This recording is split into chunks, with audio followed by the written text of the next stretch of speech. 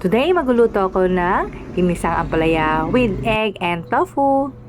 Siyempre, kailangan natin ng 3 itlog, 3 ampalaya, at tofu.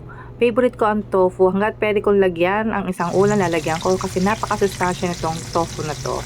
Yan, gumamit ako ng pinaglutuan ko ng pritong manok para malasa siya. Hiwain na natin ang ampalaya. And then, magisa na tayo ng bawang at sibuyas. Nilagyan natin ng patis para malasa siya. Halu-haluin natin. And then, lagyan natin ang ampalaya. Para kumapit ang lasa, ayan, gisa-gisa natin siya. And then, lagyan natin ng 1 tasa ng tubig. Hayaan lang natin siyang kumulo. Then, lagyan natin ang itlog.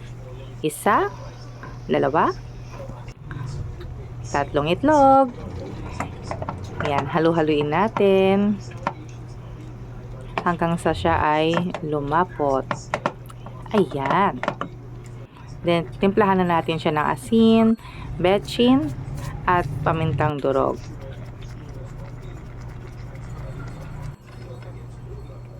And then, lagayan natin ang pinirito nating tofu. Ayan, na kumulo na onte at takpan na natin. Hayaan natin siya hanggang sa maluto. Ayan, luto na. Tara, kain tayo. Napaka masustansyang pagkain ito.